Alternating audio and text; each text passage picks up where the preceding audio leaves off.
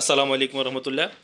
দর্শক, চাঁদপুর জেলার সারাসি থানাধীন চিতুষী পূর্ব ইউনিয়নের মণিপুর গ্রামে সেদিন এক লোমহর্ষক মর্মান্তিক ঘটনা ঘটে।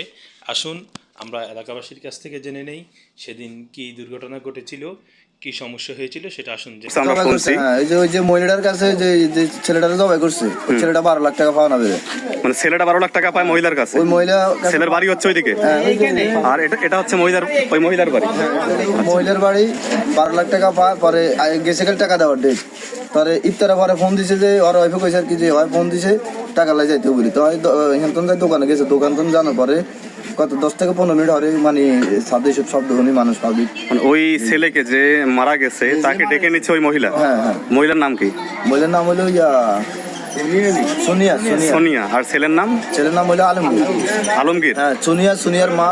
আর সোনিয়ার আরেকটা বোন আছে, তাও উপযুক্ত করা, তাও উপযুক্ত। আর একটা ভাই আছে ছোট, 4টা লোক আছিল।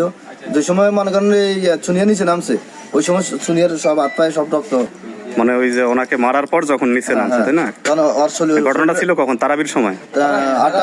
8টার দিকে। 8:30টার দিকে হচ্ছে ওই লোককে। এই হচ্ছে সেই মহিলারা যারা ওই দিন ওই লোককে হত্যা করেছে। 7:30 ঠিক 7টা ফোনে আসি কি হলো সসুর কই আমরা কোন সন্ধ্যা খোলাইনি মানে ডাব ঢুকা ইফতার করি মানুষ মসজিদ মুখী হয়েছে, মসজিদে যাইবো তারা বি বলবো। এই টাইমে করছে কি আমি দৌড়ে আসি, দৌড়ে আইতে ছাদের উপরে এদিকে মানুষ ঢুকতে আছে, উপরে যাই ঢুকি দিলাম একটা ছুরি নতুন দেখছি আমি। আর এখানে 20-25টা গাই আছে, এখানে আঘাত করছে, ছুরি দিয়ে আঘাত করছে। সেখানে দবাই করে দিছে। আর একটা কোপ দিছে এমনি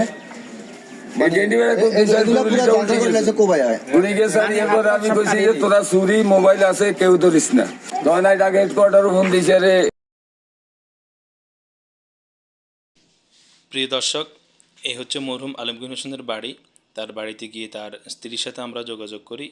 তার স্ত্রীর সাথে যোগাযোগ করার পর তার স্ত্রী জানিয়েছে তার স্বামীকে পাওনা টাকা দেওয়ার নাম করে ফোন দিয়ে নিয়ে তাকে জবাই করে হত্যা করা হয়। তাৎক্ষণিকভাবে সারাসি থানার পুলিশ মহোদয় সেগুলি জানতে পেরে তাদেরকে